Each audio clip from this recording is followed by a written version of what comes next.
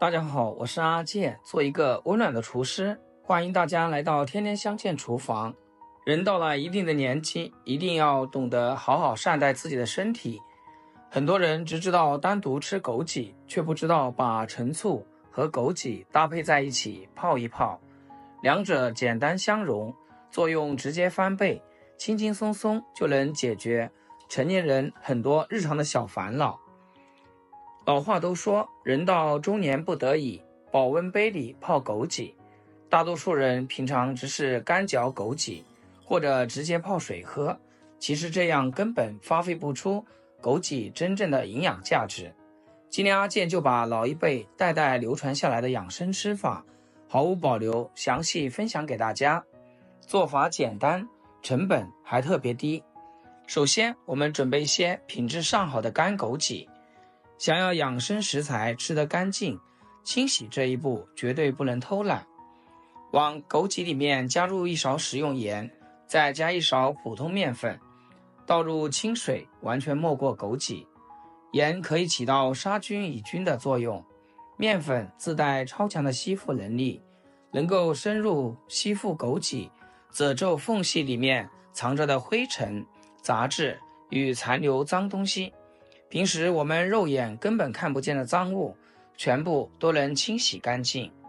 大家都要知道，枸杞本身營養價值特別豐厚，富含豐富優質蛋白質、碳水化合物、天然胡蘿蔔素，還有超高含量的維生素 C， 以及多種人體必需的微量元素。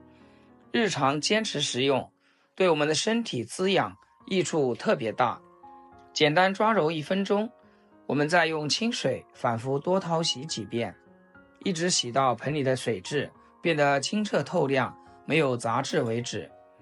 隨後用漏勺把枸杞全部撈出來，先控乾表面多餘的水分，再均勻平鋪在透氣的竹塞裡面，放到通風陰涼的地方，徹底晾乾表面所有生水。記住一定要完全晾乾，一點水分都不能殘留，後期存放才不會發酸，不會變質，久放不壞。趁着晾曬枸杞的這個空檔，我們先來處理枸杞的玻璃容器。做所有浸泡養生食材，容器消毒都是最關鍵一步。高溫殺菌之後，乾淨無菌，存放幾月都不會壞。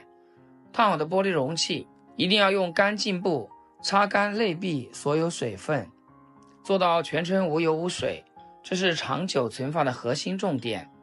接着把徹底晾乾的枸杞全部裝入玻璃瓶中，再倒入釀造陳醋，陳醋的量完全没過枸杞就剛剛好，不用多也不用少，直接擰緊密封蓋子，放在陰涼避光的地方，密封浸泡整整3天就可以食用。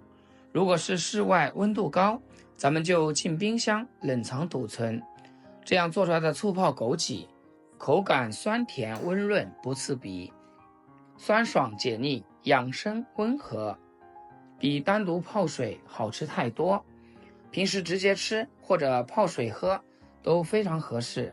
日常舀上1勺醋泡枸杞，搭配一點點蜂蜜，再倒入溫熱的開水攪拌化開，就是養生圈公認的枸杞陳醋蜜蜂水，口感溫潤香甜，好喝又滋養。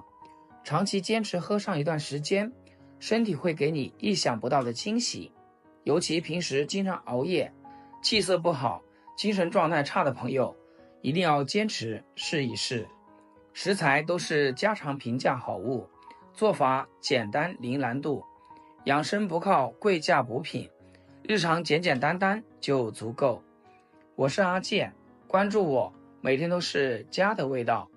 好啦，今天視頻就分享到這裡，咱們下期視頻再見。視頻最後祝大家天天開心，8顆牙齒曬太陽，